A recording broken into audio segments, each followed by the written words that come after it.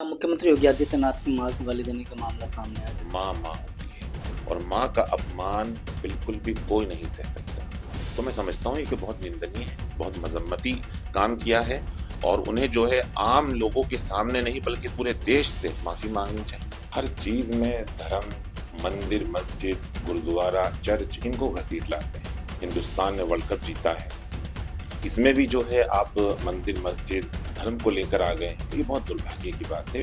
ऐसे नेताओं का बाइकआउट करना चाहिए। हमें खुशी इस बात की है, इसमें किन लोगों ने जीता है ये नहीं है कि उसमें कौन कितने धर्म के कितने लोग थे। खुशी की बात यह है कि इसे जीतने वाला हिंदुस्तान है। दिल्ली की घटना को किस तरह से देखते हैं?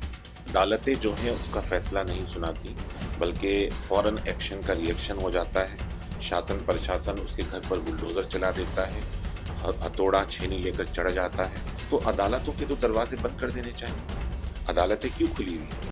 भारतीय क्रिकेट टीम ने T20 वर्ल्ड कप जीतकर एक बड़ा मुकाम हासिल किया है। ये तीसरी बार वर्ल्ड कप जीता गया है और उसके बाद टीएमसी के नेताओं ने इस पर बवाल खड़ा कर दिया है। उनका आरोप है कि जब कपिल देव क्रिकेट खेला करते थे, तमाम धर्म के लोग क्रिकेट टीम में होते थे, लेकिन अब कुछ चुनिंदा चेहरों को ही क्रिकेट टीम में शामिल किया जा रहा है। इस पर बातचीत करेंगे हमारे साथ प्रसिद्ध देवबंदी उलेमा कारी साहब गोरा साहब है। गोरा साहब, किस तरह से देखते हैं कीर्ति आजाद की इस बयान को?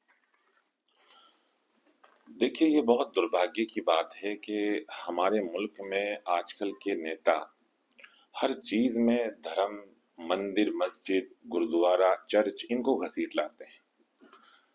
अभी रंगों को जो है मजहब से जोड़ दिया गया। अभी ये वर्ल्ड कप जो मनोरंजन की दुनिया में जो क्रिकेट के फैंस हैं, जो क्रिकेट को पसंद करते हैं, उनके लिए बहुत खुशी का मकाम है और तमाम लोगों के लिए बहुत खुशी का मकाम है कि हिंदुस्तान ने वर्ल्ड कप जीता है। इसमें भी जो है आप मंदिर, मस्जिद, धर्म को लेकर आ गए हैं। ये बहुत दुर्भाग्य की बात है। ऐसे नेताओं को बाज आना चाहिए और मुझे लगता है कि ऐसे नेताओं का बाइकआउट करना चाहिए जो धर्म के नाम पर राजनीति करते हैं या लोगों को उलझाने की कोशिश करते हैं। ये बात साफ जाहिर होती है कि ये कुछ नहीं है, सिर्फ और सिर्फ राजनीति करने का एक पहलू बनाया गया है और उसी पर ही एक बहस का मुद्दा बनाने की कोशिश की गई है। तो जनता जो है इन चीजों से अब ऊब गई है, तो मुझे लगता है इसको नजरअंदाज करना चाहिए। शायद यही वजह है कि वर्ल्ड कप जीतने के बाद कीर्ति आजाद का ये बयान आया। देखिए, वर्ल्ड कप जीतना एक आसान काम नहीं होता, बहुत कठिन काम होता है। हमें खुशी इस बात की है, इसमें किन लोगों ने जीता है ये नहीं है कि उसमें कौन कितने धर्म के कितने लोग थे। खुशी की बात यह है कि इसे जीतने वाला हिंदुस्तान है। तो ये बहुत फख्र की बात होनी चाहिए और वो अपने एक्स हैंडल पर लिख रहे हैं कि शर्म करो। तो ये बहुत निंदनीय है, इस तरह की बातें नहीं होनी चाहिए और हर चीज में आप धर्म को मत लेकर ये आइए। बयान पहले भी हो सकता था जब क्रिकेट टीम का चयन किया गया वर्ल्ड कप के लिए, लेकिन पहले ही उसके बाद ये बयानबाजी को किस तरह से देखते हैं? देखिए, लाजमी है कि इससे पहले हो सकता था या उनके दिमाग में क्या आया है वगैरह वगैरह, हम अपना अनुमान लगा सकते हैं। बहरहाल ये इस तरह की बातें नहीं होनी चाहिए थी।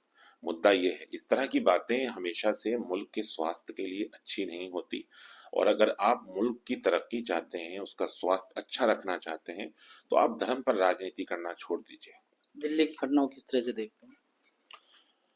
देखिए, दिल्ली में जिस तरह की जो घटना हुई है, मालूम ये हुआ कि उनकी पहले से ही कोई रंजिश चल रही थी और फिर होली के समय कुछ इस तरह का विवाद खड़ा हुआ, मार पिटाई हुई और उसमें किसी की मौत भी वाकई हो गई और कुछ लोग उसमें अभी भी गंभीर हालत में हैं।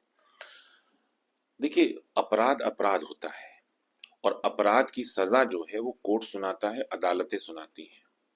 लेकिन आजकल ये देखा जाता है कि अदालतें जो हैं उसका फैसला नहीं सुनाती बल्कि फौरन एक्शन का रिएक्शन हो जाता है। शासन प्रशासन उसके घर पर बुलडोजर चला देता है, हथौड़ा छेनी लेकर चढ़ जाता है। तो अगर इसका फैसला या इसका हुक्म जो है कोई भी शासन प्रशासन चला रहा है, तो अदालतों के तो दरवाजे बंद कर देने चाहिए। अदालतें क्यों खुली हुई हैं? अगर ये हुक्म अदालत देती कि नहीं, फला अपराधी है, उस अपराध के उसमें उसके घर को तोड़ दिया जाए, बुलडोजर चला दिया जाए, तो इस पर किसी को भी आपत्ति नहीं होनी चाहिए। अगर आपत्ति है तो उसके उच्च न्यायालय जो है उस पर उसको अपील करनी चाहिए। बहरहाल ये चीजें अच्छी नहीं है, कहीं ना कहीं ये कोर्ट का मैं समझता हूं कि अपमान है और अदालतें फैसला सुनाएं तो अच्छी लगती है। मुख्यमंत्री योगी आदित्यनाथ की मां को गाली देने का मामला सामने आया। किस तरह से कहेंगे एक मौलाना होते हुए कोई गाली दे किसी भी जनप्रतिनिधि को या किसी संत को? देखिए, हमें याद रखना चाहिए कि इल्म हासिल करना और इल्म को अपने अंदर उतारना, दोनों में बहुत फ़र्क होता है। बहुत से लोग इल्म हासिल कर लेते हैं मगर अपने अंदर नहीं उतारते हैं, तो वो कहीं न कहीं फिर इस तरह की बातें करते हैं। देखिए, माँ किसी आम आदमी की हो या मुख्यमंत्री की हो, माँ माँ होती है और माँ का अपमान बिल्कुल भी कोई नहीं सह सकता।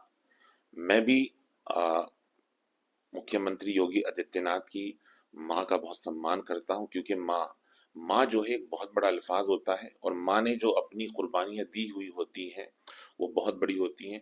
और कोई व्यक्ति आकर जिसके नाम के आगे मौलाना लग रहा हो, मौलाना एक बहुत बड़ा अल्फाज है और एक बहुत जिम्मेदार व्यक्ति का नाम होता है मौलाना। तो मैं समझता हूँ ये कि बहुत निंदनीय है, बहुत मजम्मती काम किया है और उन्हें जो है आम लोगों के सामने नहीं बल्कि पूरे देश से माफी मांगनी चाहिए, क्योंकि उन्होंने किसी माँ का अपमान किया है। इजराइल ईरान की जो युद्ध चल रहा है उसको किस तरह से देखते हैं? क्या कहाँ जाकर से ये युद्ध समाप्त होने का लग रहा है? क्योंकि जिस तरह से अमेरिका भी हस्तक्षेप कर रहा है, चाइना भी हस्तक्षेप कर रहा है, रूस भी हस्तक्षेप कर रहा है। देखिए, इस वक्त जो पूरे वर्ल्ड की जो स्थिति बनी हुई है वो बहुत चिंता की बात है और इस वक्त इसराइल, अमेरिका, ईरान की जो जंग का मामला सामने आ रहा है। देखिए, हमें याद रखना चाहिए अमेरिका और इसराइल एक बहुत मुनाफिक कौम है और मुनाफिक इसलिए है कि ये किसी की भी नहीं है। अगर कोई इनको अपना दोस्त समझता है या दोस्त बनाने की कोशिश करता है तो वो अपने पैरों पर खुद कुल्हाड़ी मारने वाला काम करता है। बहरहाल हम जंग के कायल नहीं हैं कि जंग जिस तरह से हो रही है, क्योंकि जंगों में जो है हमेशा से निर्दोष लोगों को मारा जाता है और उनकी मौतें होती हैं और इस तरह से देखने को मिल रहा है। और जंग जो है कभी भी मसले का हल नहीं होता। जब तक कि जंग के बाद भी बैठकर ही बात की जाती है उसके बाद मसले का हल होता है।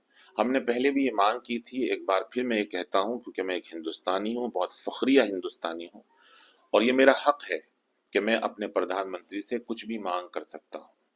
तो मैं अपने प्रधानमंत्री नरेंद्र मोदी से ये मांग करता हूँ कि वो इन देशों को एक टेबल पर लेकर आएं, उनकी बातचीत करवाएं, इस जंग को जो है खत्म करवाएं और इसके लिए एक बेहतरीन रोल प्रधानमंत्री नरेंद्र मोदी अदा कर सकते हैं और इसके लिए एक बेहतरीन मैसेज जाएगा।